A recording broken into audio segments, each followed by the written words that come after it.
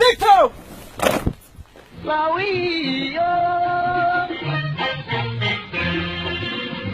قلت ذئب مانتي سيقو ذاودان جمايلي مايا